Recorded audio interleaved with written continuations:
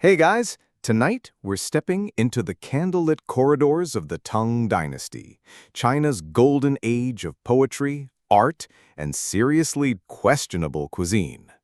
You find yourself in the bustling capital of Chang'an, dressed in flowing robes that you're not entirely sure how to sit in, and already regretting that third helping of sticky rice cakes at lunch. Because tonight, you've been invited to a formal imperial banquet. The kind that starts with incense and ends with pickled something you didn't identify. The evening air is velvet soft as you walk into the grand dining hall. Lanterns hang from lacquered beams, each one a paper moon swaying gently in the breeze. The scent of sandalwood curls through the room, blending with bursts of ginger, roasted sesame, and something fishier. A nearby flute ensemble plays a slow, hypnotic tune, occasionally interrupted by someone coughing politely behind a fan. Your host, a minor official with excellent eyebrows, greets you with a deep bow and gestures toward the long banquet table. It gleams with inlaid jade and mother-of-pearl, stretching so far you could probably nap on it. Tempting, but no. You settle onto a woven mat, legs tucked awkwardly beneath you, and glance at the spread before you. No forks, no spoons, just a pair of ornate chopsticks resting on a ceramic stand shaped like a phoenix. The table is already groaning under dozens of small porcelain dishes, each painted with tiny blue cranes and delicate lotus blossoms. Closest to you is a mound of sticky rice shaped into what looks like a mountain. Mount Kunlun, your host explains, as if this makes things clearer. To the left is a tureen of soup shimmering with duck fat and dotted with floating berries. Goji, he says, for vision. You nod wisely and pretend to know what that means. You reach for a dish and pause. It's jiggling, actively. A pale, quivering dome of something translucent and mildly resentful sits before you. You poke it with your chopsticks. It wiggles back. Fish bladder jelly, your host says cheerfully. A delicacy. You smile like this is great news. Inside, your stomach does a little barrel roll. Tang Dynasty banquets were renowned for their extravagance, pulling ingredients from across the empire and beyond. With access to the Silk Road, cooks experimented with spices from Persia, fruits from India, and even pine nuts from the distant Roman territories. Historians still argue whether this was fusion cuisine or just imperial chaos with a side of five-spice. The music shifts and more dishes arrive like a parade. A platter of candied walnuts dusted with cinnamon. A bowl of fermented soybean paste so pungent it's practically alive. A stack of tiny meat pies shaped like turtles. The flavors range from heavenly to historic. One bite tastes like poetry, the next like regret. Every few minutes, a servant gently taps a brass chime, signaling a new round of food. It's been 3 chimes already. You've had 7 courses. You are now approximately 12% dumpling. And yet, it's oddly relaxing. The rhythm of the evening, the slow music, the quiet clinking of dishes, the murmured conversations in the background, makes the whole banquet feel like drifting in a warm, edible dream. A poet to your right leans over, his robe dusted with sesame seeds. He says, eyes twinkling, "This reminds me of the dish served to Emperor Zhuangzong before he ran away to the mountains with his favorite concubine." You blink. He continues, "Duck hearts, stuffed with candied lotus root, served cold." He sighs, nostalgic. "Nothing like heartbreak food." You take a sip of warm rice wine and glance down the table. Somewhere near the far end, someone is laughing so hard they've dropped a plum into their sleeve. Someone else is whispering urgently to a servant, holding a teapot like it's a scroll of divine secrets. It's overwhelming and somehow peaceful. The floor beneath you is cool stone covered in reed mats. The smell of the incense has shifted again. Now it's more floral, more dreamy. Maybe jasmine, maybe something invented by Tang perfumers and forgotten by time. The lanterns overhead flicker slightly as the wind drifts in through latticed windows. You hear the low hoot of a night bird, and faintly the splash of water from a courtyard fountain. You're not sure what time it is. No one checks a sundial. No one hurries. The banquet is timeless, a floaty place suspended between belly laughs and chrysanthemum wine. Someone places a new dish in front of you. You squint. Is that radish carved into the shape of a camel? You reach for your chopsticks again. Welcome to the banquet. We've only just begun. The next dish arrives in near silence, just the soft pad of the servant's felt shoes on polished stone and the faint slosh of liquid in ceramic. A bowl is placed in front of you, warm to the touch and delicately painted with koi fish that seem to swim through the glaze. Inside is a milky broth flecked with golden oil and mysterious floating specks. Your host beams. "Camel's hump soup," he says proudly, "served with papaya threads and ginkgo nuts." You hesitate. It smells sweet, rich and fatty, with an undercurrent of something earthy and ancient. Maybe the camel. Maybe the ginkgo. Maybe a hint of regret from every camel who's ever been shaved in the name of cuisine. You take a cautious sip. It's not terrible. In fact, it's oddly comforting, like butterscotch and broth had an awkward conversation and decided to settle their differences over heat. The papaya threads are chewy. The ginkgo nuts are slightly bitter. The camel's hump, surprisingly tender, and not at all like licking a desert. Tang Dynasty chefs were culinary wizards with access to ingredients that spanned vast trade networks, from Korean pine mushrooms to Persian rosewater. They steamed, braised, sun-dried, and fermented with the dedication of monks and the curiosity of mad scientists. You get the sense that if it could be cooked, pickled, or jellied, it was served at least once, ideally with an elaborate poem to explain its symbolism. Your ghost recites one now. Something about the camel soup representing the loyalty of the Silk Road. You nod politely, trying not to slope too loudly. Beside you, a young noble lifts a lid from his own dish and frowns. Inside, something gray, steaming, and alarmingly still. "Fermented jellyfish porridge," he mutters. "I was hoping for eel again." You smile sympathetically and glance down at your own next dish, slices of cold duck tongue arranged in the shape of a chrysanthemum. Each piece is curled just so, lacquered in soy and honey, with one dainty red date placed precisely in the center, like the eye of a sleeping god. "Duck tongues are best enjoyed in odd numbers," your host says, as if this is common knowledge. "Even numbers invite misfortune."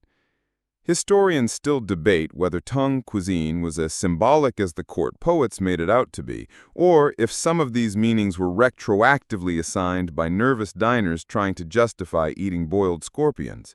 Either way, there's no denying the artistry. Each dish a miniature painting in food, each flavor a chapter of the dynasty's ambition. A gong sounds softly, just once. "That means we're halfway to the cold dishes," your host explains, which is when things really get interesting. You nod, already feeling like your stomach is both floating and somehow carrying a full library of strange textures. There's a bowl of pickled ginger with chrysanthemum petals, a small tower of translucent shrimp dumplings stacked like jade coins, and a dish of raw river crab marinated in vinegar, garlic, and plum wine?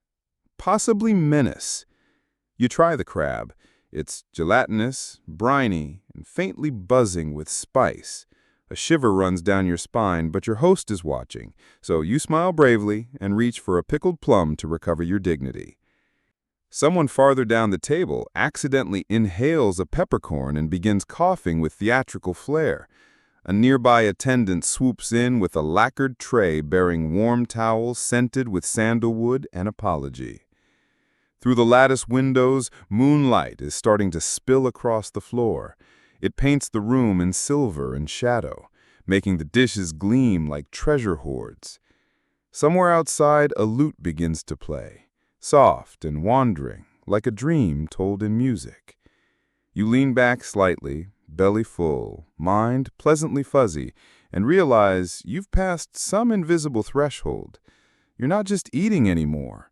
You're adrift in a sea of ceremony, flavor, and strangely comforting confusion. Across from you, a scholar in a teal robe is trained to eat dried sea cucumber with chopsticks and losing valiantly. He glances up and shrugs. It's like trying to pick up regret.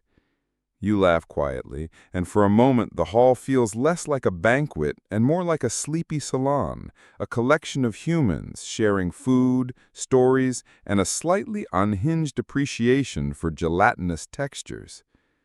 Your host pours you another cup of rice wine. This one is infused with osmanthus blossoms and something that tingles your tongue, like static made edible. "Do you know about the imperial pickles?" he asks, and without waiting, gestures for a servant.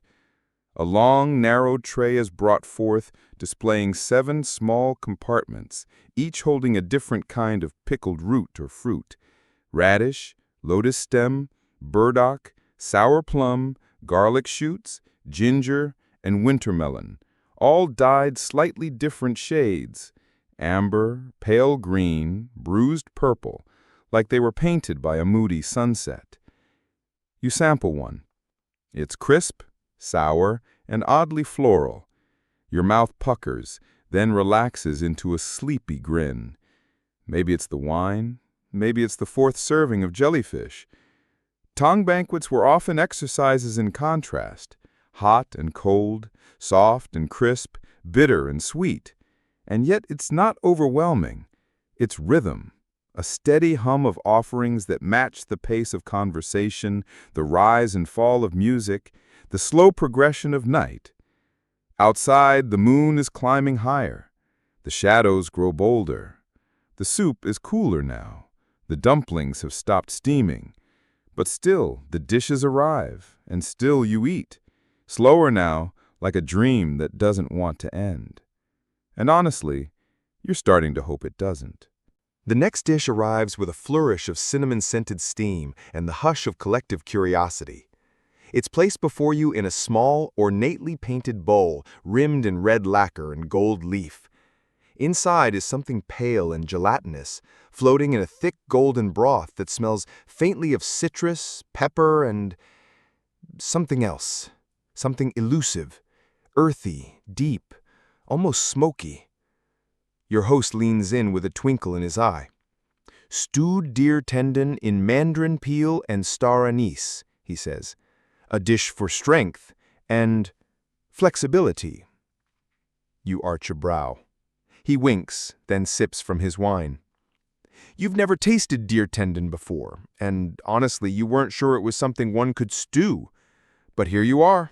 And oddly, it tastes like memory. Like rain on dry earth, or the way a sandalwood box smells after years of being forgotten in a silk-lined drawer. The mandarin peel gives it brightness, the anise warmth. It's more texture than flavor, but the texture is forgiving, like chewing a very polite piece of history. Across the table, someone is trying to explain how the emperor once demanded this dish for 3 consecutive nights during a bout of melancholia. "He believed it softened the joints of the soul," says the storyteller, a court poet with ink-stained sleeves and a penchant for metaphor. "Also, he just liked how slippery it was." You smile, taking another bite. It is undeniably slippery. Tang Dynasty banquets were not only about food, they were about narrative. Every dish had a story. Every bite was a sentence. Some were epics, like the roast goose soaked in plum glaze and black vinegar, which required 3 days of preparation and the emotional commitment of a medium-sized opera. Others were brief haikus, like the pickled lily bulbs with honey and salt, which vanish on the tongue like a compliment whispered in a dream. A large covered tray is brought in next, carried by 2 attendants. Your host gestures grandly. Now we unveil the dragon pears. You blink. Pears shaped like dragons? No. Pears poached in chrysanthemum wine and then carved into the shape of koi fish. Of course. The tray lid lifts. The scent hits first, floral, boozy, and faintly spicy. Then you see them. 3 pale yellow fish reclining on a bed of rose petals and shaved ice, their carved scales glistening with syrup. You almost expect them to wiggle. You almost want them to. Your bite melts immediately, sweet, soft, and perfumed like the dream of a fruit rather than the fruit itself. A cold thread of ginger lingers in the aftertaste, reminding you to stay awake, just barely. Beside you, a merchant from Dunhuang is explaining how the pears arrived wrapped in silk and packed in crushed rice husks, hand-carried over mountain passes by porters who sang to them to keep them from bruising. He says, "They respond to tenderness." He might be referring to pears, porters, or emperors. It's hard to say. One noblewoman is not impressed. "I prefer hawthorn jelly," she mutters, fanning herself with a brocade sleeve. "At least it doesn't try to swim away." Your host chuckles and offers you a slice of sweet bean paste cake shaped like a lotus blossom. "To calm the mood," he says. "This one contains crushed sesame seeds, jujube paste, and a whisper of pine resin." You nod, too full to question anything anymore, and nibble delicately. The cake is rich, dense, and strangely comforting, like a proverb you don't entirely understand but believe anyway. Historians still argue whether Tang feasts followed a strict progression of flavors, light to heavy, cold to hot, or if the order was dictated by whim, poetry, or the whims of particularly poetic chefs. What's certain is that no 2 banquets were ever the same, and each one was a snapshot of imperial imagination at full stretch. A bell rings softly from the back of the hall. That means the interlude. Servants clear the table. Scented water is offered in bowls for rinsing fingers. Silk cloths are passed around for dabbing faces. The musicians shift their tune, a lazy, lilting melody played on flute and zither, like clouds trying to remember how to rain. The interlude isn't just a pause for digestion. It's a performance. A dancer steps forward, wearing gauzy robes the color of pearl and moonlight. She holds 2 long ribbons, one red, one gold, that flick and spin with every motion, creating spirals in the air that seem to draw the very scent of the food up into her wake. You're entranced, barely aware of your own breathing, watching as she twirls in place, balancing a lacquered tea tray on one hand and a porcelain spoon on her head. It should be absurd. It is somehow deeply moving. She finishes with a deep bow, one leg extended behind her, ribbons pooled like flame and silk around her. The hall erupts in polite applause, more like wind through leaves than anything loud. Then the tea arrives. This is not your grandmother's sleepy chamomile. First, a green tea brewed with dried bamboo leaves and orchid root, bitter, cleansing, faintly smoky. Next, a sweet brew of dried lychee and golden osmanthus petals, honeyed and floral, like gossip served with a smile. And finally, a small cup of dark pu'er, aged in clay urns and flavored with dried orange peel and ginseng. You drink them in order, your host explains. The first clears the palate. The second delights it. The third reminds it of its place. By the third cup, your hands are warm again. Your stomach is full, but curious. Your brain feels like it's been wrapped in velvet and given a soft pat on the head. The food will return soon, your host assures you. Just a few more savory dishes, a few more stories, a few more edible metaphors. You sit back and breathe in the aroma of the tea, the perfume of flowers, the hush of distant zither strings. And you realize you could get used to this. A gentle clang of bronze against wood signals the end of the tea interlude, and soon the clinking of serving utensils picks up again behind you. The dancers have vanished like mist, the musicians shift to a more grounded rhythm, and the banquet continues, less airy now, more rooted. A new platter arrives, and it's nothing short of theatrical. Beneath the translucent dome of blown sugar rests a coil of something glistening, dark, glossy, and unmistakably serpentine. Your host beams. Eel, braised in black vinegar and plum wine, served over pickled burdock root. You blink. He nods. Very popular in Chang'an. Excellent for the spleen. You're not entirely sure what your spleen does, but apparently it could use some encouragement.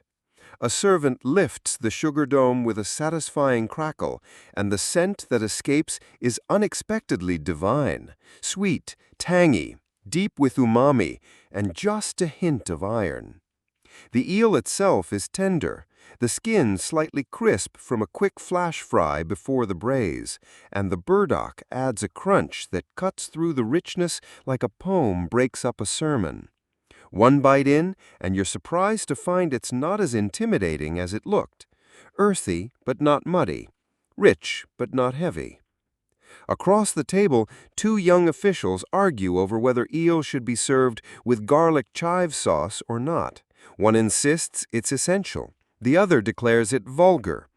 Your host diplomatically offers both, like a man handing out olive branches dipped in vinegar. You try each. Both are delicious. Neither, you decide, are vulgar.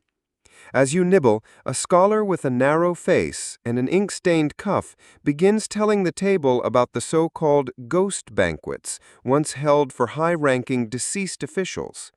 Entire spreads laid out beneath a willow tree, foods arranged to face the sunset, no guests, just offerings.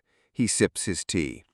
I once saw a ghost banquet where the roast duck had golden raisins in its beak. Very fashionable at the time. Your host chuckles. Even the dead deserve flair. The conversation shifts toward food taboos. One courtier confesses that he cannot eat turnips. They remind me too much of exams, he says solemnly, and everyone nods in sympathetic understanding, though no one quite explains why. A serving girl brings out the next dish, balanced carefully in a shallow bronze cauldron. "Toad hot pot," she announces without ceremony. Your spoon hesitates in midair. "Don't worry," he says gently. "It's metaphorical, mostly." Turns out it's a mixture of frog legs and river greens in a rich broth laced with mountain mushrooms and fermented tofu. The nickname comes from the dish's bubbling texture and the slight squeak when the mushrooms are chewed, a sound that apparently reminds someone, somewhere, of frogs singing in a spring marsh. The broth is warm and pungent, and the fermented tofu lends it a bold funk that lingers on the palate like a complicated relationship. It's challenging, yes, but also comforting, in a strangely swampy way. Someone behind you starts reciting a poem about the dish, something about the moon rising over misty waters and the melancholy of distant croaks. It's hard to tell if they're being serious, but the rhythm is hypnotic. Historians still argue whether Tang court cuisine leaned more towards northern or southern influences, or if it was simply an evolving mosaic, absorbing flavors from Silk Road travelers, mountain monasteries, and southern river towns alike. What's undeniable is the range. A single banquet could take you from seared duck tongues to sugar-glazed jujube fruit without warning.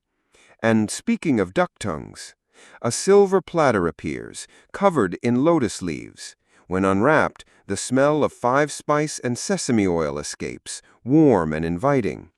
Inside are skewered duck tongues, each one curved delicately around a sliver of ginger root. You hesitate, but your host encourages you. They're chewy, yes, but full of stories. He's not wrong. There's something oddly fascinating about them, not just the flavor, which is deeply savory with a hint of sweetness, but the idea that you're eating something once used to quack imperial secrets into echoing courtyards. A little chewy, yes, but memorable. You know, he muses, some claim the emperor had a special flock trained to recognize courtiers by voice. They'd quack louder if someone lied. You stare at him. He grins. Total nonsense, of course. Probably. Across the table, the conversation has turned to aphrodisiacs. Apparently, turtle shell gelatin is popular. So are boiled silkworm cocoons soaked in ginger liquor. One woman swears by stir-fried bee larvae. Another sighs and says, "Honestly, just let me nap, and I'll feel romantic again." Everyone agrees this is the most realistic strategy.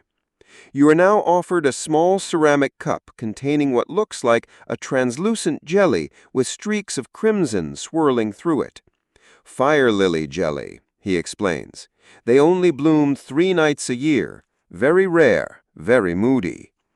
The texture is slippery, and the flavor is hard to place, somewhere between rosewater and radish, with a cooling undertone that lingers at the back of your throat like a half-forgotten lullaby. It's the kind of dish that doesn't fill you, but stays with you, like a perfume in a closed drawer. A server passes behind you with a platter of glazed ants. Yes, actual ants, glazed in rock sugar and dusted with powdered cinnamon. You decline politely. Your host doesn't. He pops one in his mouth and crunches thoughtfully. Very energizing. Tastes like pine needles and ambition. He's probably right. The final savory dish of the segment is a delicately folded omelette stuffed with minced pheasant and lotus root.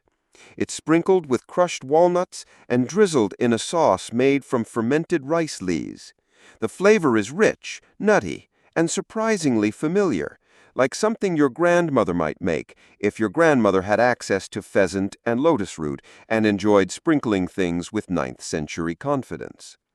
You lean back, cheeks flush with warmth and spice, and sip your water. A musician strums a lazy pattern on the pipa, fingers fluttering like leaves in wind. And somewhere in the corner, a parrot begins quoting Confucius. No one seems surprised. The pipa's notes stretch into silence, trailing off like thread from a spindle. The servants move with less urgency now, their steps unhurried, their eyes soft from routine. You're full, but not overstuffed, comfortably weighted like a silk robe after a warm bath. Your host signals the next course with a graceful flick of his fingers.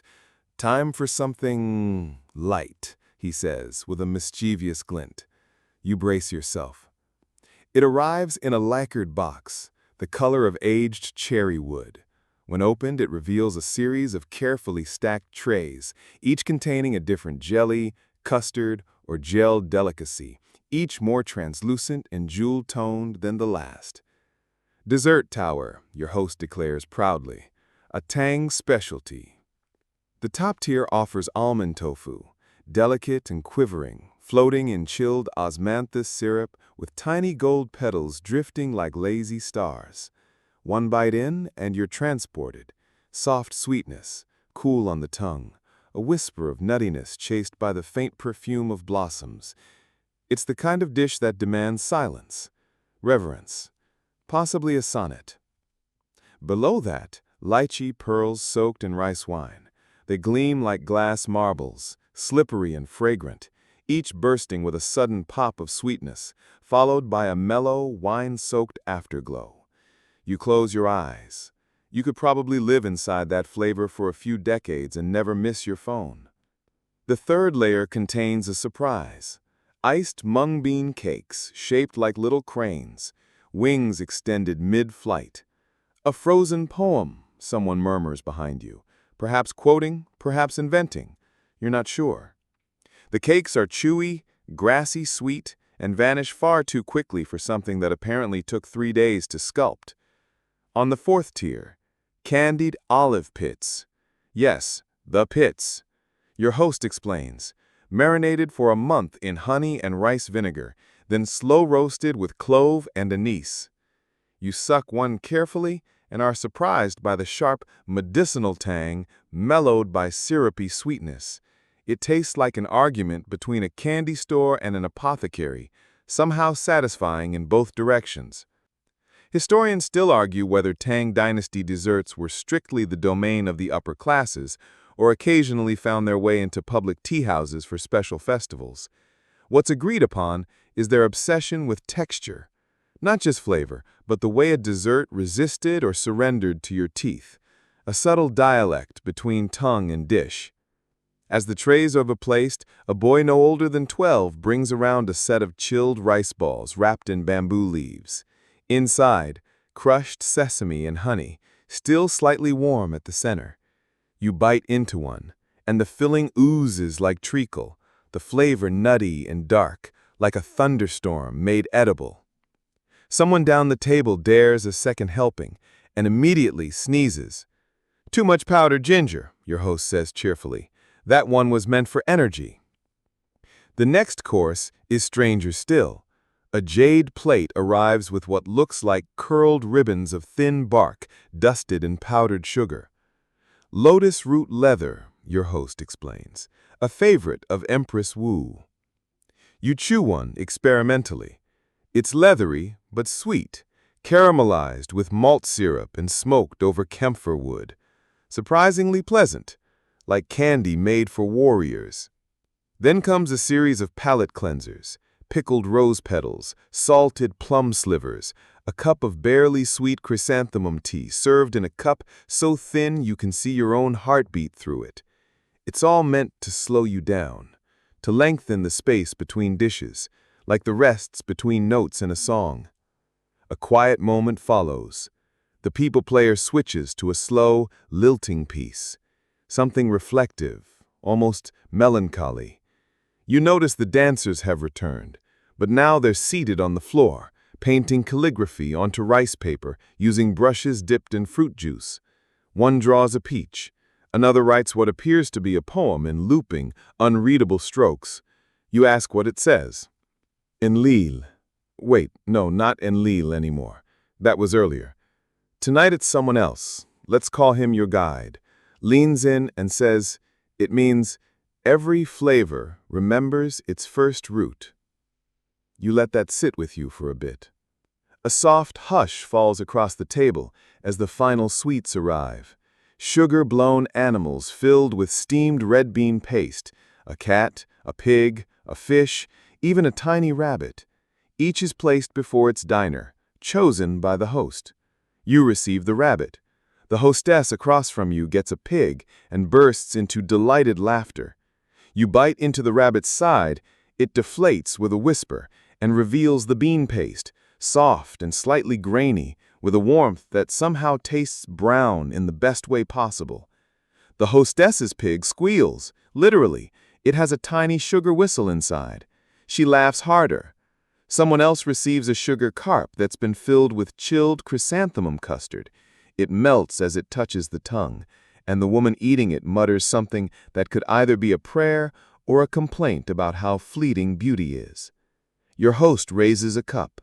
To sweet dreams and stranger memories, he toasts. The guests echo it with smiles. You sip the last of your tea and realize, somewhat sadly, that the dessert course is over. But the meal?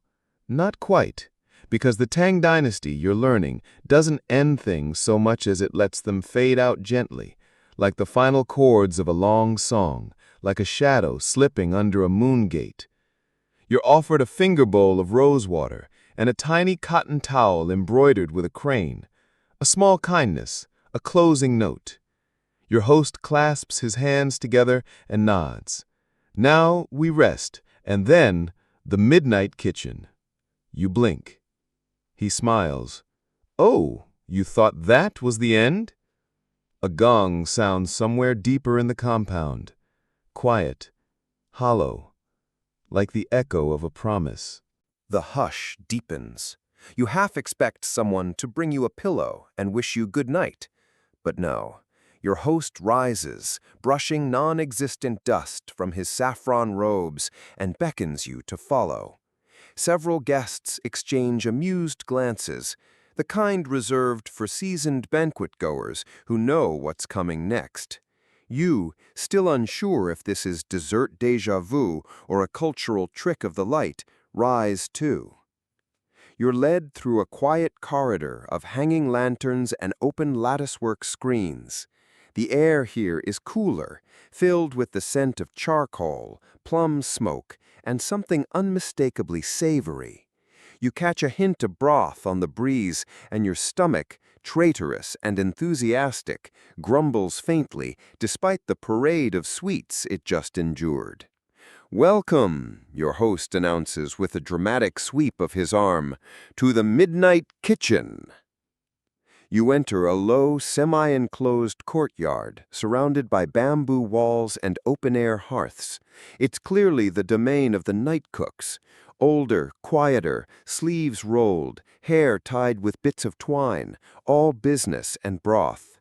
There's no formality here, no silk, just steam, stone, and iron.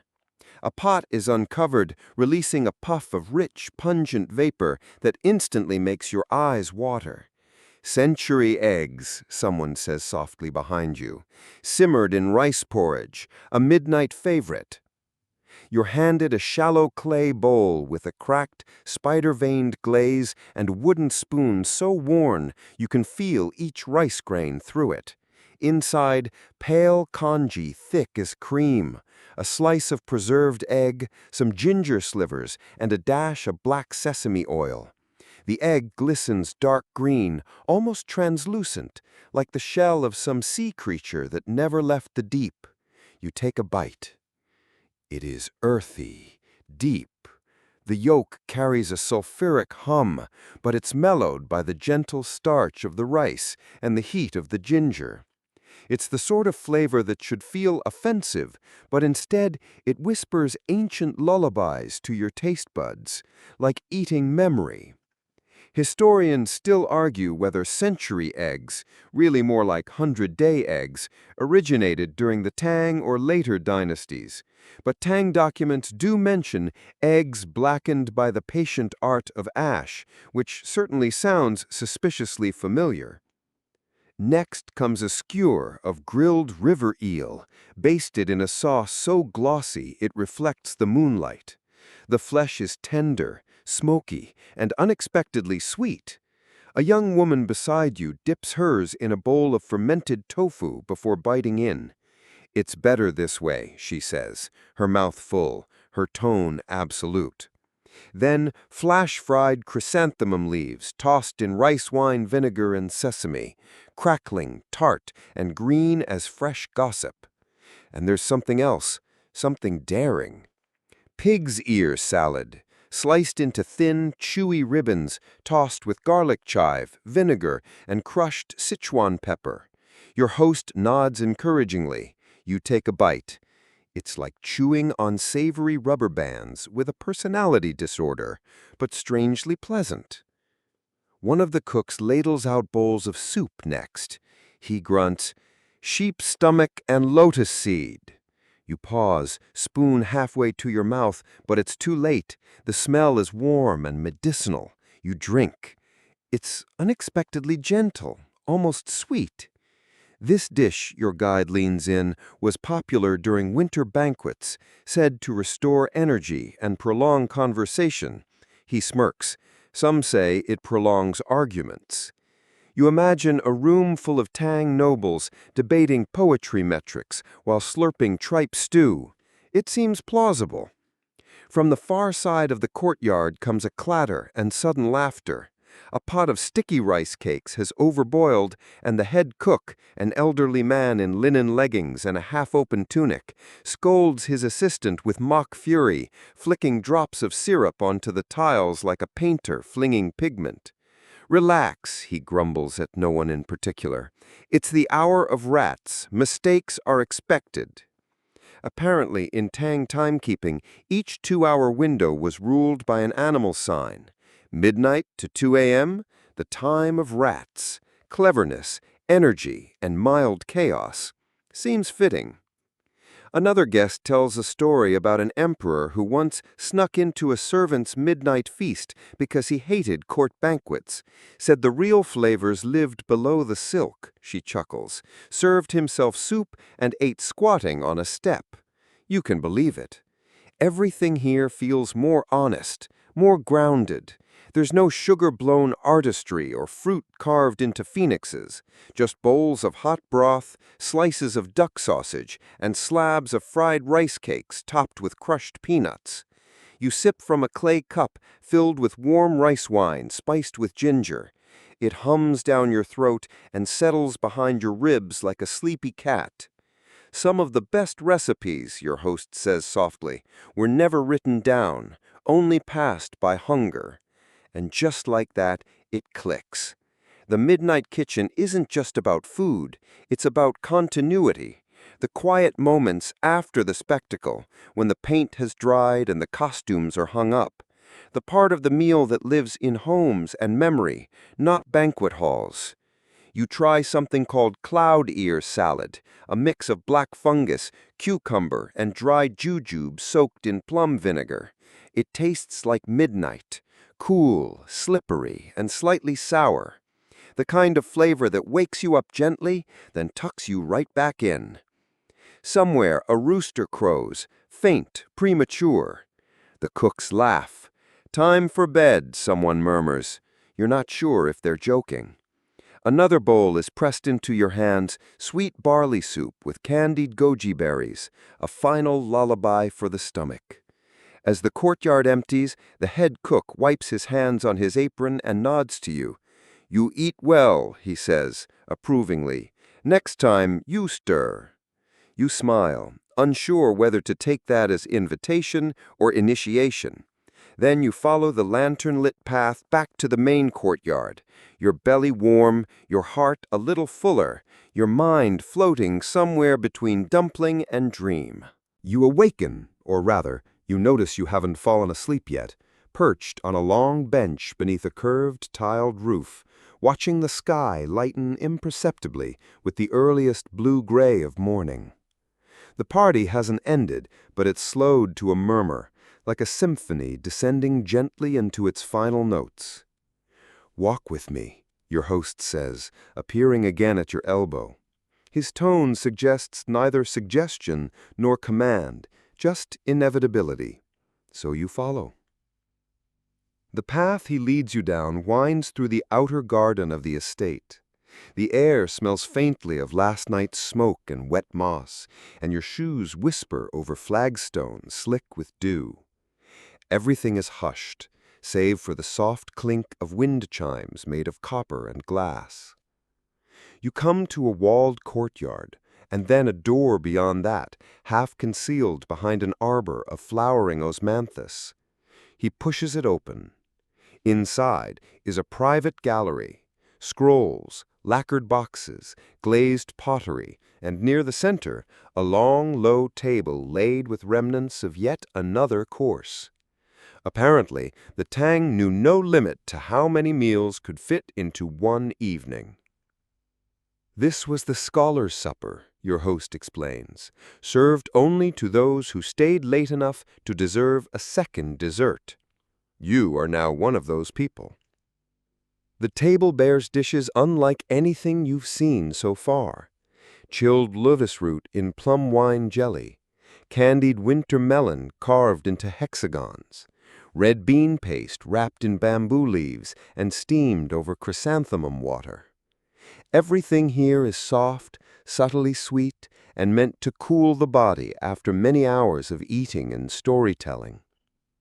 You pick up a slice of lotus root, its delicate starburst shape gleaming inside its jelly sheath, and bite gently.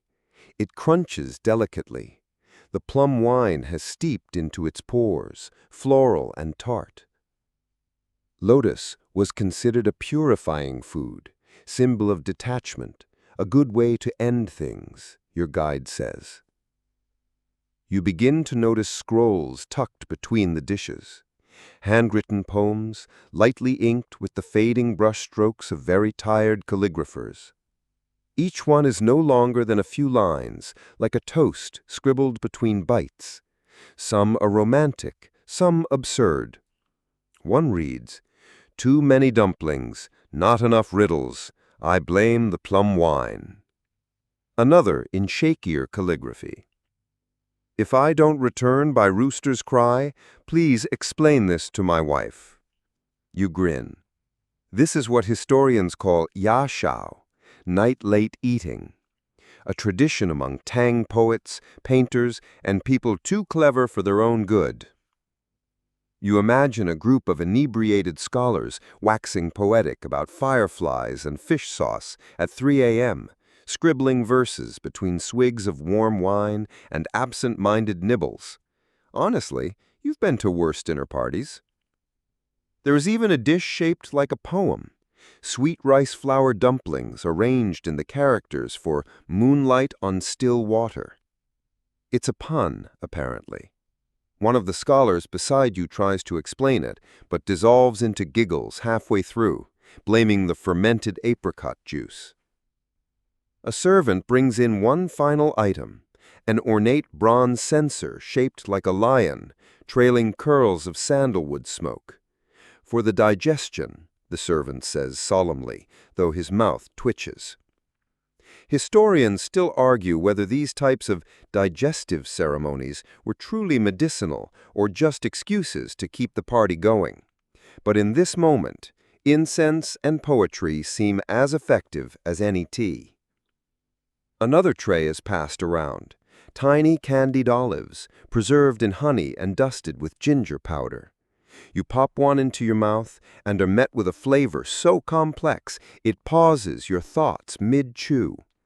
Sweet, sour, earthy, spicy, like the Tang Dynasty's whole culinary ethos boiled down to a single bite.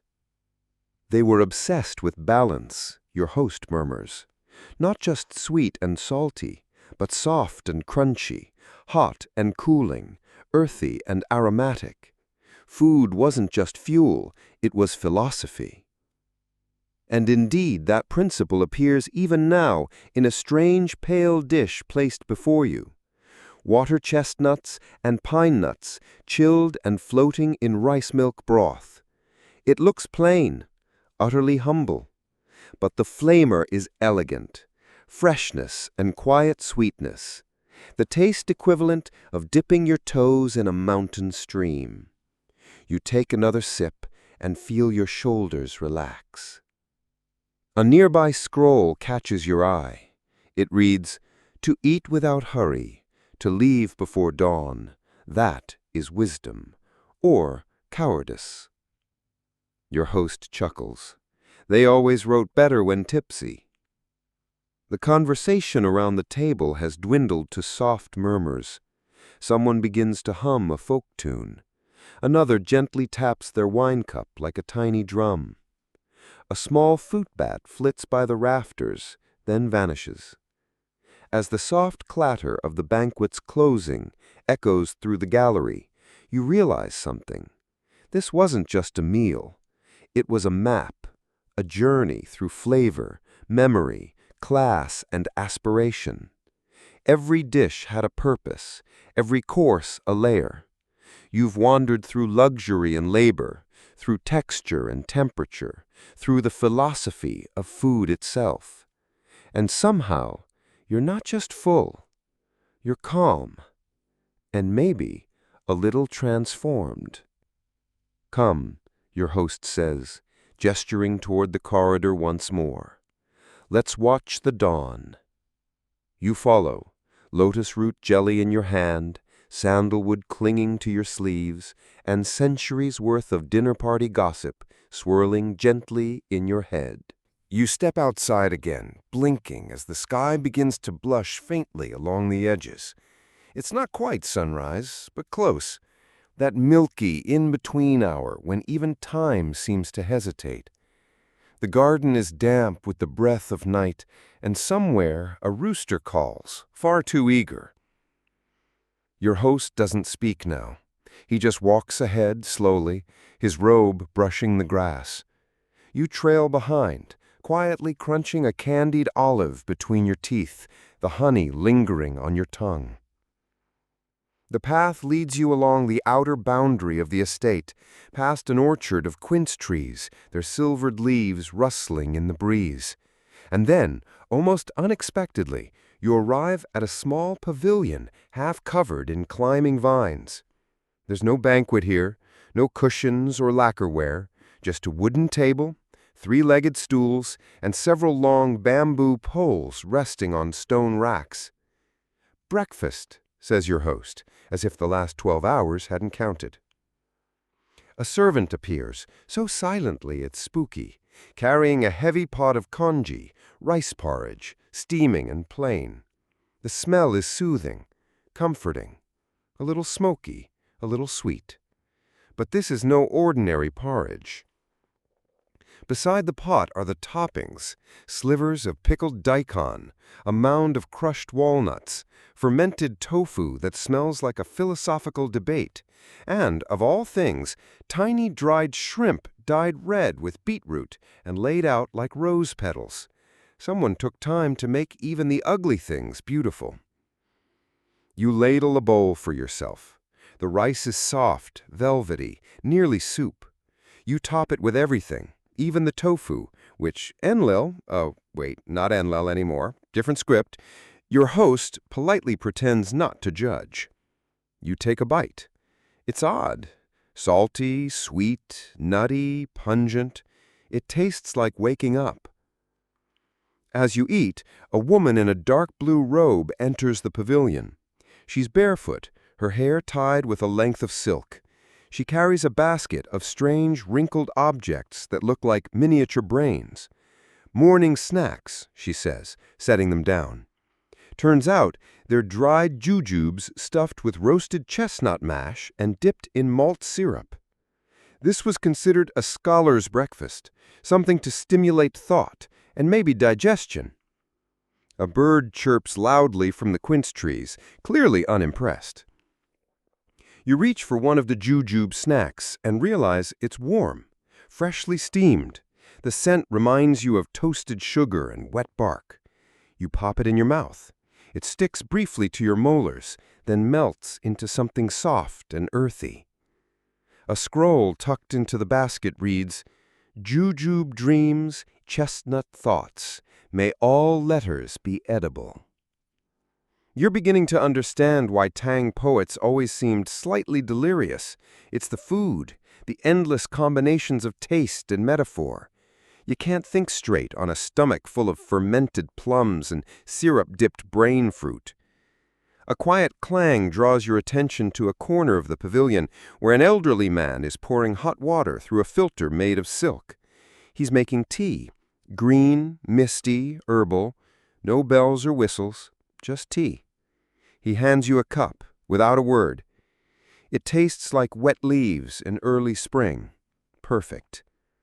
Historians still debate whether Tang Dynasty tea was enjoyed purely for flavor or as a meditative ritual. The answer, clearly, is both. In this moment, sipping your humble cup, watching morning tiptoe over the treetops, you feel more grounded than any banquet could have made you. A small cat wanders through the pavilion and promptly curls up under your stool. You don't question its sudden appearance. It purrs like it's been here the whole time. Your host takes his seat again, refills his congee, and gestures vaguely to the bamboo poles along the wall. "Fishing," he says. "Optional." You blink. Fishing? But sure enough, there's a narrow canal just beyond the trellis, fed by a small stream. The bamboo poles are old, smooth with use. Hooks and cords are wrapped around their handles like ribbon. "Salted trout, spring eels, sometimes river crabs, if the moon's right," he says casually, as if this information is as natural as breathing. You don't fish, but you sit, you sip your tea, you nibble on your breakfast, and when a breeze passes through the vines above, showering you with dew, you close your eyes and let it happen. The sun begins to rise, and just like that, the colors of the garden shift, deeper, brighter, gold-trimmed. And that's when it hits you. This is the end of the feast. Not with a bang, but a bowl of porridge. No grand finale, no fireworks, no dragon dancers bursting from the shrubbery. Just congee and candied nuts and the rustle of quince leaves. It's strangely perfect. Your host raises his cup, tea, not wine, and offers you a sleepy smile. To quiet mornings, and to stomachs strong enough to survive the Tang. You clink cups, the sound soft as silk against porcelain. And the garden breathes around you. You remain seated in the small pavilion, the tea cooling slightly in your hands. The early light spills through the vines, now in long golden ribbons. The steam from the porridge pot has thinned, replaced by the occasional chirp of birds stirring into song. Your host doesn't speak. He just sips, sighs, and watches a squirrel dig through the jujube basket with all the discretion of a drunk court musician. You let your shoulders drop. But before long, your host rises. "Come," he says. "A true banquet always ends with a walk." You raise an eyebrow. "To make room for digestion," he adds, and you groan good-naturedly. The two of you move past the pavilion and down a side path, less manicured than the rest. Here, gravel crunches beneath your sandals. Wild ginger grows in thick clumps beneath broad-leaved trees, and you catch glimpses of red and yellow blossoms, some decorative, others most certainly edible. The walk leads you into what looks like a side courtyard, but the walls are lower, and the space smells sweet, tart, and faintly alcoholic. "This," your host says with a flourish, "is the wine garden." Sure enough, bamboo racks hold dozens of squat ceramic jars, each sealed with twisted silk or wax. Several bear faded paper labels with brush-stroke characters you don't recognize. One is simply marked with the symbol for winter, another with a crude drawing of a goose. The Tang Dynasty loved fruit wines, plum, pear, hawthorn, and a terrifying one made from boiled pine cones. That one didn't last. You circle a few jars warily. He points to a wooden tray near the bench, laid out with tiny clay cups, the sort that barely hold a sip. You realize this is your last flight of the evening, or rather, the first flight of the morning. Your host pops open a jar labeled Early Apricot and pours a syrupy amber liquid into 2 cups. You raise yours, sniff. It smells like sun-warmed fruit and medicinal herbs, inviting but faintly suspicious. You sip. It's thick, sweet, and suddenly spiced with a slow-building heat that trails all the way down to your chest. They used dried tangerine peel, cardamom, and sometimes even cloves, your host says, but no one agrees on how much, which is why some Tang wines felt like dessert and others like punishment. Historians still argue whether these wines were part of formal banquets or reserved for private indulgence. But the evidence, as they say, tends to vanish mysteriously, presumably into the bellies of overambitious poets. You try the next jar. This one tastes like fermented roses and candle smoke. The cup is so tiny you can finish it in 2 sips, but it lingers in your throat like a song. Nearby, a plaque reads, 10 cups of wine make a tiger brave, 11 make him weep into his own tail. You're not sure if it's an idiom or a warning. As you pause between sips, your host tells you about Tang drinking games. They weren't the rowdy, sloshing affairs you might picture. No, they were oddly intellectual. One popular version involved composing couplets under pressure while balancing a porcelain spoon on your head. Another required guests to guess the origin of a wine's ingredients. Losers had to recite verses about their own embarrassment. One empress apparently was famous for throwing shade by complimenting her rivals' poems with increasingly tepid toasts. "To the poem that made my plum wine taste like vinegar," she once said, lifting her cup with a perfect fake smile. You pass a small sculpture half hidden behind a bush, two stone foxes carved in a tipsy embrace. One holds a wine jar, the other leans dramatically against a tree. Their tails curl like calligraphy. The Tang had fox spirits, you remember, mischievous creatures associated with both cleverness and chaos. They were blamed for missing wine, forgotten lovers, and, curiously, bad poetry. The air is warmer now, though the sun hasn't quite cleared the treetops. Your host picks up a jar sealed with red wax. "Final pour," he says. Mulberry, a favorite of court physicians, said to restore balance to the body after indulgence. You drink, and he's not wrong. It's tart, bracing, almost medicinal, but pleasant, like waking up from a strange dream and realizing your limbs still work. The squirrel returns, now holding half a candied date in its paws like a prize. It scampers up the trunk of a plum tree and disappears. You silently wish it good digestion. The walk ends at a quiet pond flanked by peonies. Carp glide beneath the surface like whispered ideas. Your host leans against the low railing and sighs. It was a long night. But in Tang, China, that was the point. You don't eat to finish. You eat to remember. And suddenly you do. You remember the peach pork, the pine-smoked duck, the odd jujube, the flower petals, the dancing shadows on lacquer plates, the way the air changed from hour to hour, the wine-soaked poems. Everything meant something. The Tang banquets weren't just meals, they were stories, eaten instead of told. You let out a long breath, a final sip of mulberry. The air smells like sugar and loam.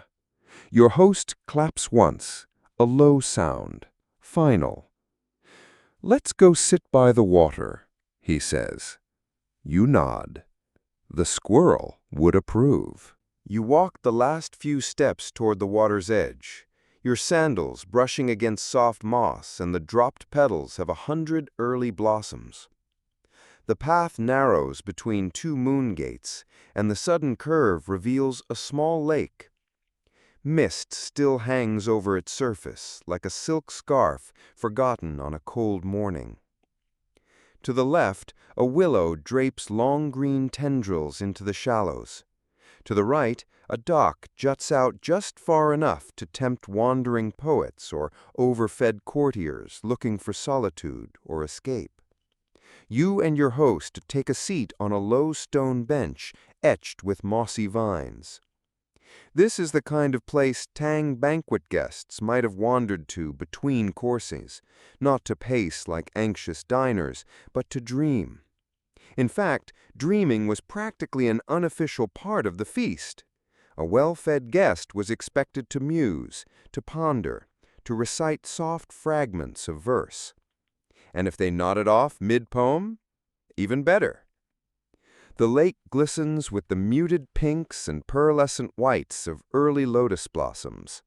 Their rounded pads float like ancient jade coins. Nearby, a frog croaks once, then falls silent, as if embarrassed to have spoken. Your host pulls from beneath the bench a lacquered box. Inside, carefully wrapped in silk, is a trio of final offerings: a steamed pear with honey glaze, a triangle of rice cake studded with pine nuts, and a tiny porcelain bowl filled with something white and jiggling. You hesitate. Almond tofu, your host says. Technically not tofu, but they like the name. Cooling, silky, almost poetic. You dip a spoon into the almond jelly. It trembles like a shy child, then dissolves on your tongue like perfume made edible, cold, fragrant, and smooth as sleep. There's a saying from the Tang period, "A sweet end invites sweet dreams." You eat the rest slowly, occasionally sipping the last of the plum wine, which has turned sticky and mellow in the bottom of your cup. Your host crunches into the pear with the slow, appreciative pace of someone in no rush to begin again. Historians still debate whether Tang desserts were primarily medicinal or symbolic. Many were served chilled not for flavor, but for balance, the yin to a banquet's warming spices. Yet others claim they were crafted for aesthetic pleasure alone, shaped into flowers, fans, and dragons to elicit gasps of delight before a single bite was taken. Whatever the truth, the results remain the same. You are calm, full, and mildly enchanted. You ask about rice cakes, and your host launches into a surprisingly passionate explanation of glutinous rice versus regular rice, how different regions flavored them, some with pickled plum, some with sweet bean paste, and one infamous version with peppercorns that left the emperor sneezing through the lantern festival. And yet, he shrugs, they kept making them. You admire the way Tang cuisine valued the odd and the beautiful. Flavors weren't balanced in the modern sense. A course might be overwhelmingly sour or bitter or floral. That was the point. You were supposed to experience a sensation fully, not mute it. Even their so-called mistakes, like burnt sugar syrup or oversteeped chrysanthemum, were sometimes celebrated as the birth of new recipes. A bee flits by your ear and lands on the edge of your rice cake. You offer it the smallest crumb and watch it fly off, perhaps to brag about your generosity to its hive mates. Of course, we haven't even touched on the banquet games, your host says. Your eyes widen. Oh yes, he nods. Food was only the first act. During the height of a Tang feast, guests might be asked to compose impromptu poems based on the flavor of a dish, or paint a miniature scene using only the sauces on their plate. Some banquets even included tiny hidden scrolls tucked inside hollowed-out fruit skins. Little challenges like, describe your first heartbreak using only tastes, or invent a soup that could seduce a scholar. You shake your head, amused and impressed. It's hard to imagine such decadence, until you realized that the decadence wasn't about excess, it was about meaning. Even silliness had weight. Even indulgence had structure. Tang feasting was performance, philosophy, flirtation, and survival rolled into one long, meandering evening. You glance at the dock again, where morning light now pools in golden swirls across the wood. A pair of ducks glide into view, trailing small V's behind them. They look like they're heading to a meeting they forgot they scheduled. Somewhere in the distance, a bell rings softly, one of those water-driven contraptions used to scare off deer and signal tea is ready. Your host stands and stretches, then offers you his hand. One more stop, for the second time that day. You grin. By now you've learned, when it comes to Tang feasts, there's always one more stop. As you rise, you glance back at the lacquered box. The pear stem still glistens with honey. The rice cake is gone, and the almond jelly has left behind a single drop of sweetness clinging to the rim of the bowl. It feels like finishing a sentence you didn't know you were writing. You follow him off the dock, back toward the winding garden paths, already wondering what forgotten delicacy or unexpected flavor awaits you next. The garden path crunches softly beneath your feet as you trail behind your host, weaving back toward the main estate. The warmth of the sun is finally beginning to assert itself, coaxing open the petals of early magnolia and stirring lazy swirls of fragrance from the stone-lined flower beds. You round a bend and find yourself at the edge of a pavilion, not one of those vast ceremonial types, but a private one, meant for quiet conversations and even quieter observations. Its eaves curve upward like the tips of a calligraphy brush mid-stroke, and thin gauze curtains sway lightly in the breeze, inviting you in. Inside, several low couches are arranged in a semicircle, their silk cushions dappled with golden thread and the occasional embroidery of a goose or pine cone. In the center sits a polished table carved from dark wood, and on that table a set of lacquer trays, each containing a tiny dish more delicate than the last.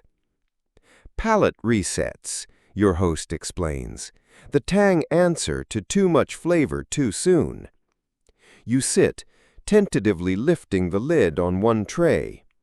Inside, paper-thin slices of pickled ginger arranged like flower petals, a bowl of sweet chrysanthemum broth, a single preserved plum, and something you can't identify, round, pink, and faintly translucent.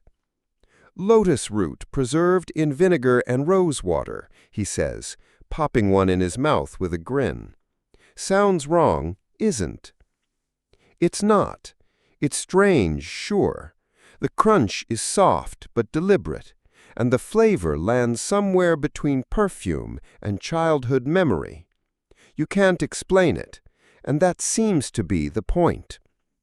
Historians still argue whether this stage of the banquet was originally medicinal or purely for sensory pleasure. Some Tang scrolls suggest it was considered a rite of refinement. Only the most discerning guests would appreciate the subtle joys of plainness after abundance.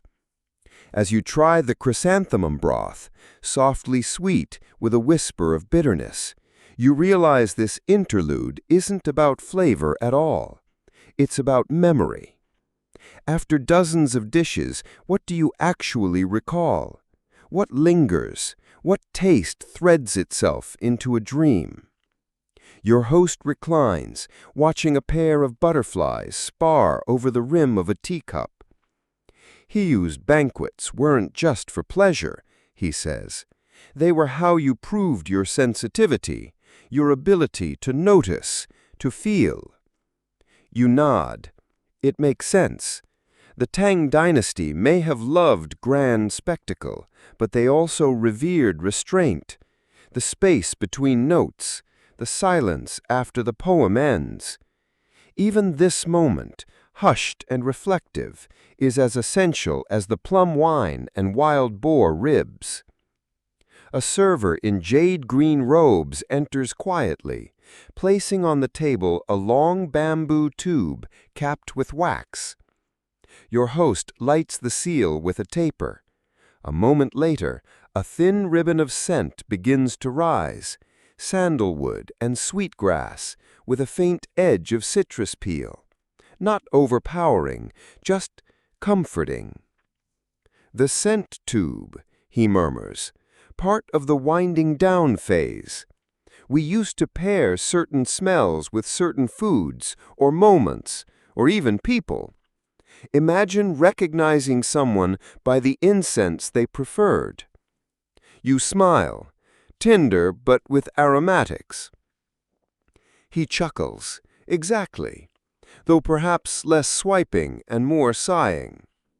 You sip your broth slowly as the scent deepens. A corner of your mind begins to float. The cushions feel like they've wrapped you in silk cocoon. Outside, a bird whistles once, then again a slightly higher note, like a question. You ask your host what happens after this stage.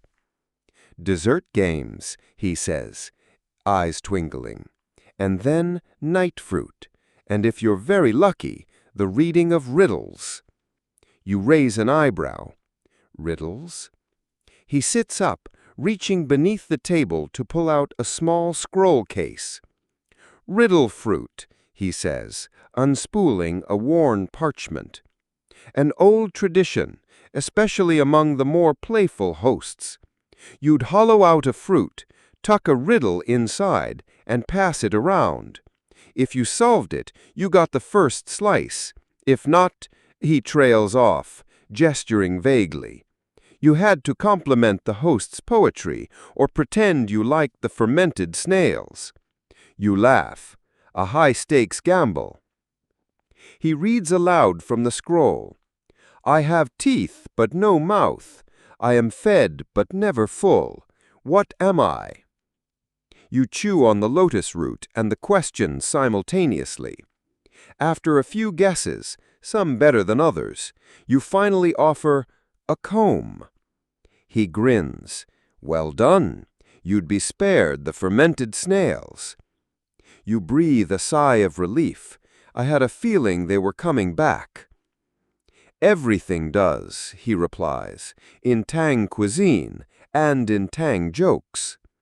You lean back again, letting the scent of sandalwood thread its way through your thoughts.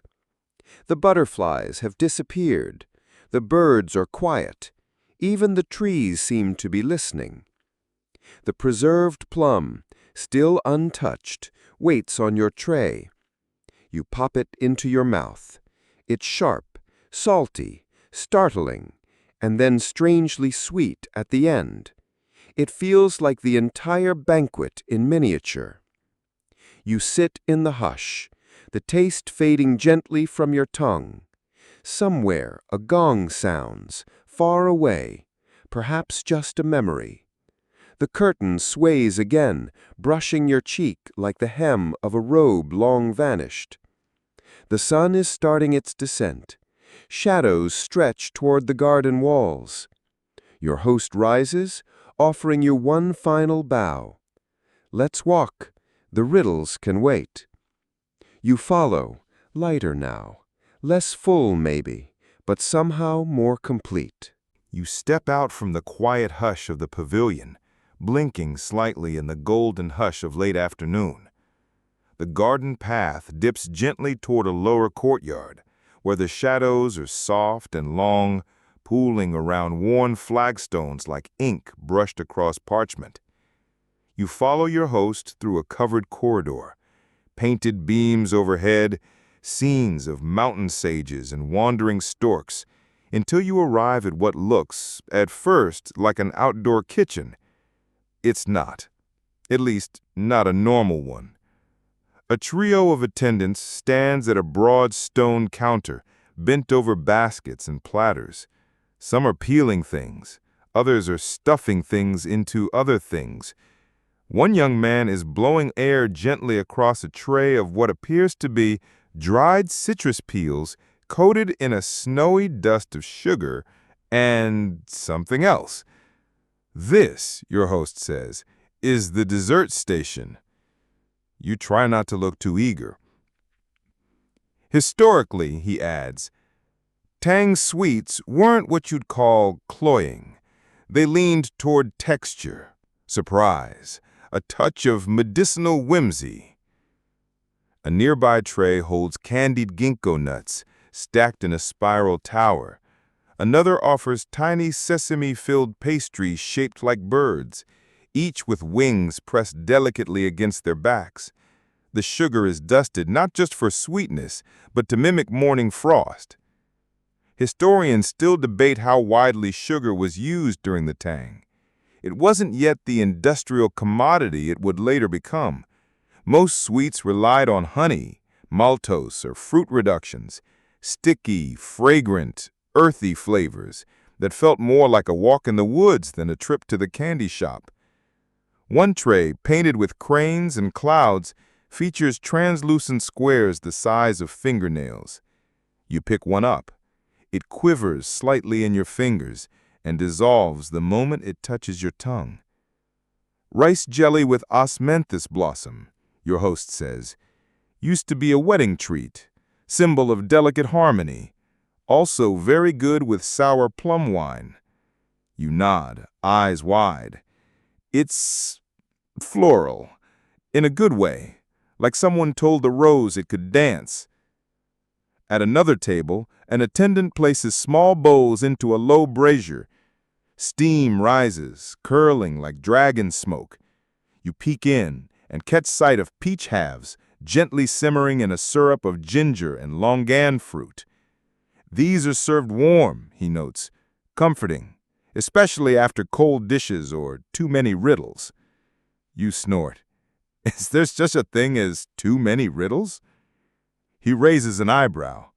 Have you heard court poetry competitions? Fair point. Someone brings you a plate, a sampler, clearly. 3 of everything, artfully arranged on a banana leaf. In addition to the jelly and the peach, there's a skewered walnut coated in sesame paste and dusted with 5 spice powder. And a strange, pale rectangle that, when bitten, reveals a burst of salted black bean in the center. That one's a surprise, he grins, like biting into a poem and finding it's actually political commentary. You try to imagine dessert as political, then realize if you'd spent your life around emperors and courtiers, you might have learned to say your deepest truths in powdered sugar and dried melon slices too. You chew slowly. Everything is balanced. Every sweetness tempered with salt or sour or spice. One bite even tastes faintly bitter, but not unpleasantly so, like a memory you're not ready to forget. The servers set out tiny porcelain cups with lids. Tea, finally. Smoky and earthy. Pu'er, your host says. Not Tang era exactly, but it's what we'd call spiritually adjacent. You sip. The warmth travels all the way to your toes. At the far end of the courtyard, a group of musicians is assembling. Their instruments, pipa, guzhang, bamboo flutes, catch the fading light. No formal stage, no fanfare. They begin playing softly, letting the sound drift like wind through silk banners. The melody is slow, almost lazy, the kind of song you'd hum while watching clouds form into animals. A few attendants begin to string paper lanterns from the trees, their lights still invisible in the daylight, but promising something gentler when night arrives. Your host gestures toward a nearby alcove, half shaded by wisteria vines. It holds several round cushions and an intricately carved wooden game board. Want to try fruit riddles? Loser has to compliment Tang plumbing infrastructure. You grin. I hear it was surprisingly advanced.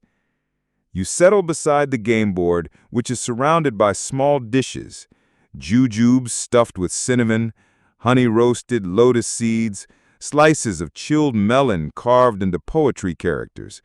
One piece of fruit has a silk ribbon tied around it. You lift it. The riddle is tucked inside. I'm always in the middle, though never seen. I make noise without moving. What am I? You think. Then squint at your tea. A kettle? Your host claps softly. Close enough. Tang scholars would have declared you a prodigy and married you off to their second cousin by now. You laugh. The courtyard darkens by degrees, light filtering out like sleep settling in the corners of your eyes. Another riddle, another bite, another sip. Somewhere above, the first paper lantern flares gently to life, an apricot glow against a slowly deepening sky. The musicians switch to a minor key, and the breeze picks up, bringing with it the faint smell of peach syrup and perfumed tea steam. You lean back against the cushion, the riddle fruit still in hand. You're full but not heavy, sweetened but not overwhelmed. It's a strange kind of fullness, the kind that feels like a lullaby sung in a language you almost understand. And the evening isn't over yet. By now, the stars have begun their patient rise, Just a few at first, blinking shyly into view above the silk-roofed courtyard. The lanterns overhead pick up the slack, casting a soft, amber haze across everything. Cushions, plates, the musicians' polished instruments. It's the kind of light that makes you feel like you're glowing just by existing.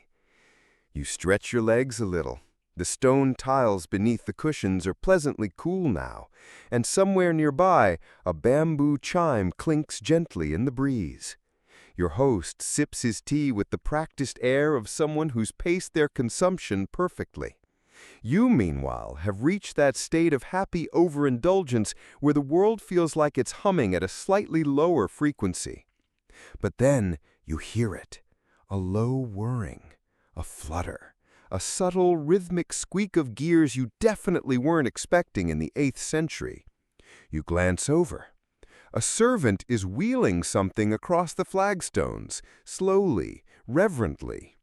It's a small lacquered cart, no taller than your waist, and atop it is a mechanical peacock. Yes, a peacock. Your host beams. Ah, I was hoping they'd bring this one. The bird is made of copper and bronze, its tail feathers etched with enamel and gold filigree. Each talon is articulated. The eyes are small polished garnets. It pauses, tilts its head, then lets out a high-pitched trilling chirp that sounds suspiciously like a music box joined a debate club. Mechanical automata, your host explains, as if you've just stepped into a steampunk fantasy novel and should already know the terminology. Popular among the court elite, designed to amuse, sometimes to impress foreign dignitaries. This one performs after dessert. Of course it does. A servant twists a small key near the bird's belly. You hear a tensioned spring catch, and then the peacock struts forward a few paces, fans its tail with an audible click, and lets loose 3 perfectly timed chirps while turning in a circle. You are completely enchanted. Historians still argue whether these automata were purely aesthetic or if they symbolized something: eternal court life, mechanical perfection, cosmic harmony. Personally, I think they just liked showing off. You nod slowly. The bird squawks again, clearly agreeing. The peacock finally winds down and halts mid-turn, head cocked like it's about to offer political commentary. A servant retrieves it and begins packing it carefully into a lacquered case shaped like a lotus flower. Across the courtyard, the musicians have been replaced by 2 masked performers.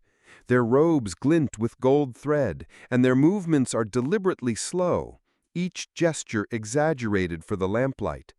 You're watching a Zaji drama, a Tang-era opera style, filled with poetry, acrobatics, and a frankly scandalous number of mistaken identities. The plot is apparently about a noblewoman who disguises herself as a goat seller to avoid marrying her cousin, only to accidentally win a farming contest and get appointed minister of salt, or something like that. Your host leans over periodically to whisper translations, but honestly, the actors' expressions, visible even beneath the delicate papier-mâché masks, do most of the storytelling. There's a moment where the goat seller/minister delivers a monologue entirely in rhymed couplets, punctuated by perfectly timed leaps and twirls. You're not sure what she's saying, but you find yourself clapping instinctively. It feels deserved. Your host sighs contentedly. A good zaju makes you feel slightly dizzy and extremely invested in someone else's bureaucratic misunderstanding. The play wraps up with a freeze-frame tableau, fists raised, faces turned to the heavens, before both actors bow low and retreat into the shadows. The applause is light but warm, mostly from the nearby servants and a few other guests who have wandered in during the past half hour, drawn by the music and the lantern glow. You hadn't noticed them until now. It's that kind of night. Soft edges, slow arrivals, people gliding in and out like dreams. Everyone's welcome. No one interrupts. One of the new arrivals carries a small wooden box, which he opens with a flourish. Inside, a cluster of polished stone dice, each carved with different symbols: moons, tigers, waves, cranes. Another guest is holding what appears to be a deck of rectangular cards, their backs painted with constellations. "Games of fate," your host murmurs, popular among Tang scholars and dinner guests who've had one too many fermented jujubes. You're invited to join, naturally. You're handed 3 dice and asked to roll them onto a silk mat. They land crane, wave, moon. The card reader nods solemnly, then selects one card from the deck. It shows a peach blossom with a single droplet of dew on its petal. She looks you dead in the eye and says, "You're about to meet someone who knows your favorite color, but hasn't met you yet." You blink. Your host chuckles. Translation: you're open to new beginnings, especially ones involving fabric dye. The next guest rolls her dice. One lands off the mat and is immediately declared cursed. Everyone laughs. Someone passes around a tray of candied hawthorn skewers. Another round of tea is poured, this time jasmine, subtle and floral. You sit back, fingers warm against the porcelain cup, and let the clinking dice, the soft lute notes, the lantern light, and the faint whirring memory of a mechanical peacock melt together into one long, drowsy chord. It's late, but you don't feel tired, not in a bad way, just slow, quiet, carried. You wonder if Tang Dynasty dinner parties always felt like this. Maybe they did. Maybe the only real luxury is time, enough to let every flavor bloom, every story land, every bird chirp its mechanical heart out. Either way, you've rolled a crane, a wave, and a moon. And something about that feels like a blessing. A slow bell chimes somewhere beyond the courtyard walls. Not urgent. Nothing in the Tang Dynasty seems to be urgent tonight, but steady, like the call of a temple at rest. Your host listens to it with his eyes closed for a moment, then stands with an exaggerated groan and a grin. "Time for the final course," he says. "The one we don't speak of too loudly." You're intrigued. Surely after duck tongue, bamboo pith soup, and mechanical peacocks, there's nothing more left to surprise you. But the servants reappear with covered trays, round, shallow platters veiled with gauze, and a definite sense of ceremony. They're handled with the kind of reverence normally reserved for relics, or maybe particularly temperamental cats. When the gauze is lifted, you squint. At first, it just looks like jelly, shimmering, translucent, perfectly circular. But then your host leans in and murmurs, "Bird's nest pudding." You blink, as in, birds' nests? Yes, specifically the gelatinous nests of cave-dwelling swiftlets harvested from the limestone cliffs of Southeast Asia. Delicate, labor-intensive, shockingly expensive. And in this case, stirred with almond milk, rock sugar, and the faintest hint of osmanthus blossom. The first spoonful is strange, like slurping soft clouds or eating the concept of early morning dew. The texture walks a very fine line between elegant and vaguely suspicious, but the taste is ethereal, floral, clean, gently sweet.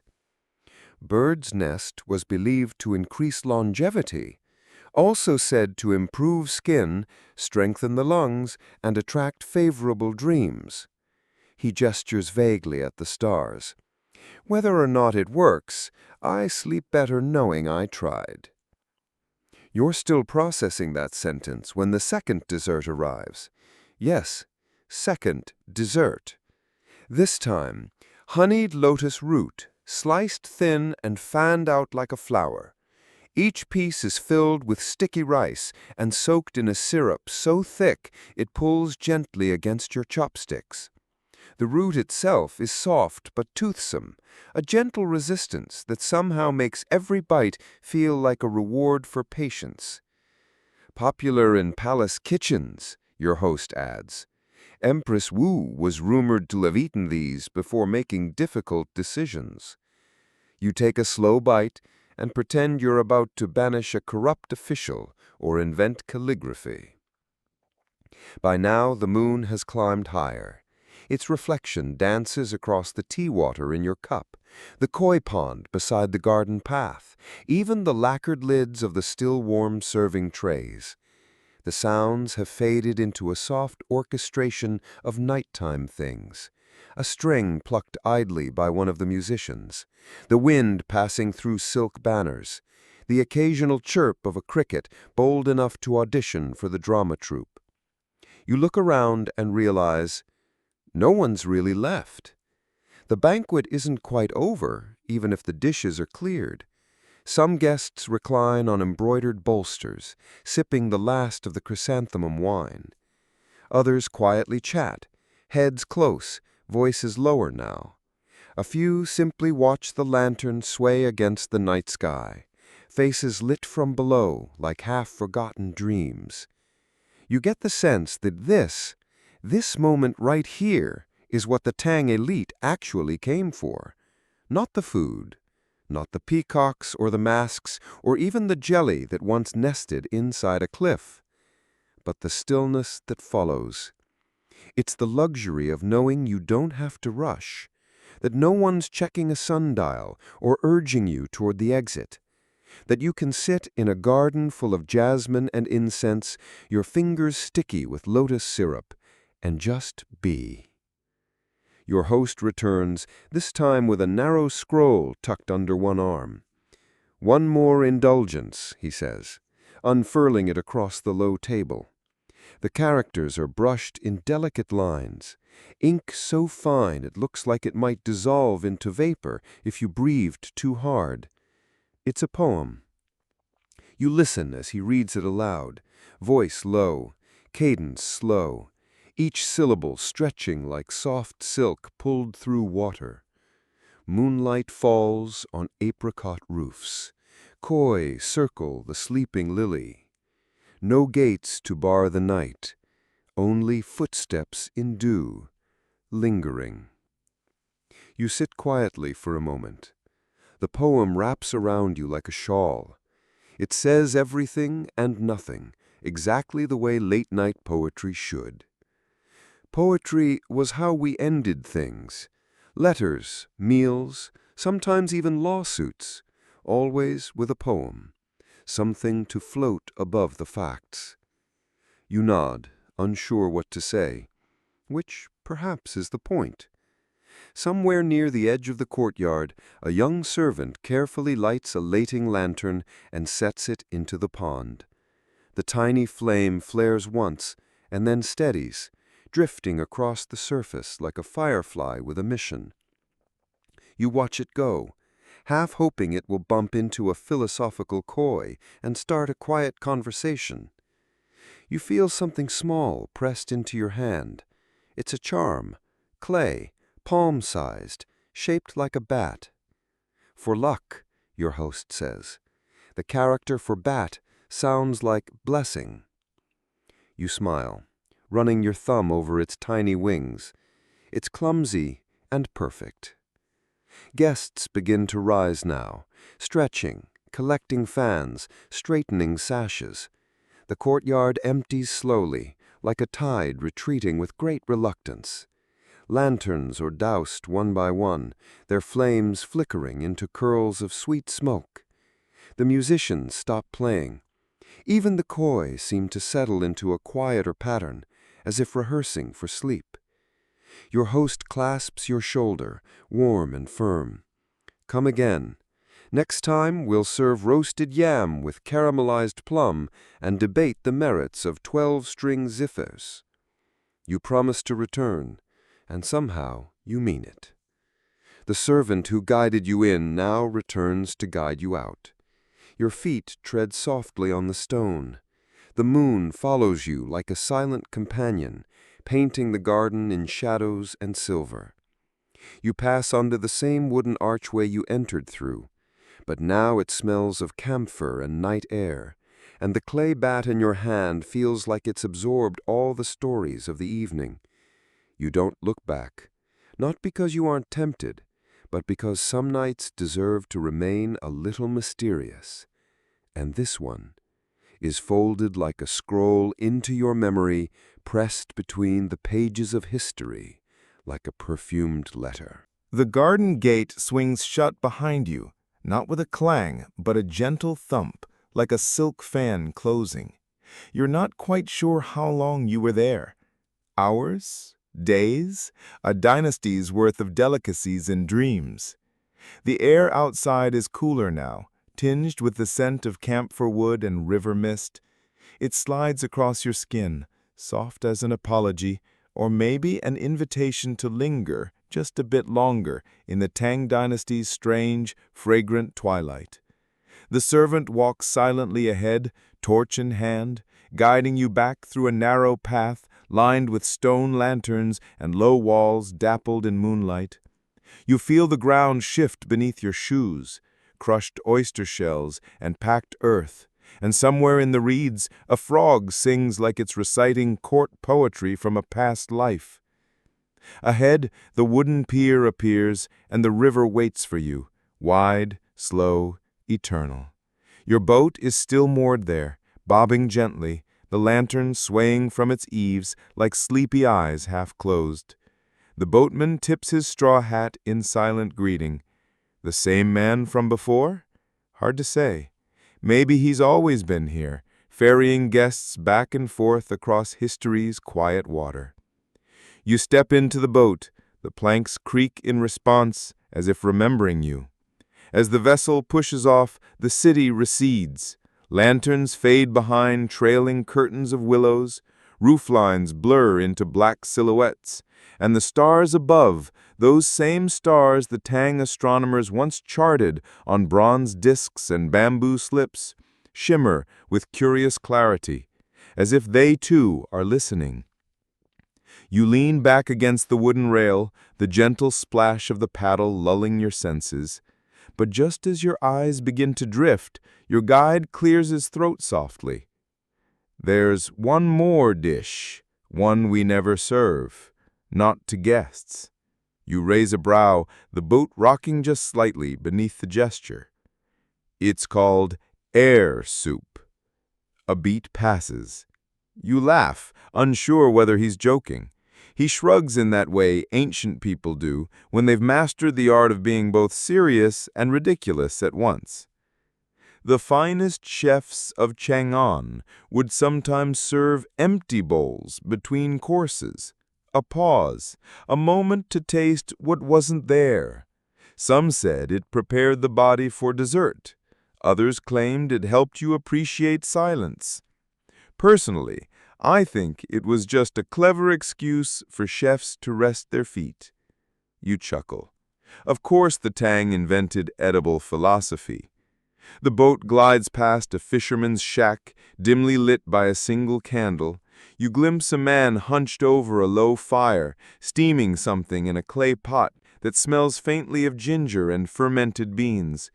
He looks up briefly, nods, then vanishes back into the shadows like a folk tale.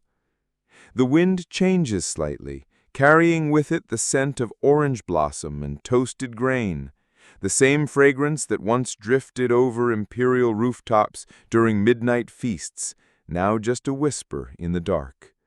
You think back on everything you've tasted tonight, the silkiness of sea cucumber, the crunch of candied walnut, the strangely comforting blandness of bamboo pith, and of course, the translucent shimmer of bird's nest jelly, still lingering like a half-remembered song on your tongue.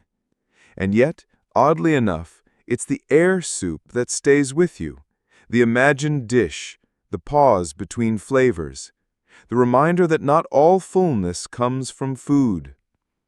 The boat slides quietly into a low mist that curls along the river like a ribbon of milk. Your guide sets down the paddle for a moment and lets the current take you.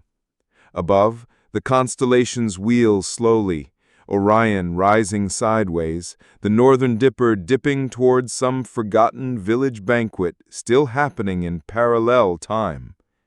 A chorus of insects begins to hum along the riverbank. Crickets, cicadas, the occasional bold frog tossing in a solo. The sounds blend into a kind of ambient lullaby, as though nature itself is lulling you towards sleep. You nestle deeper into your seat, eyes fluttering.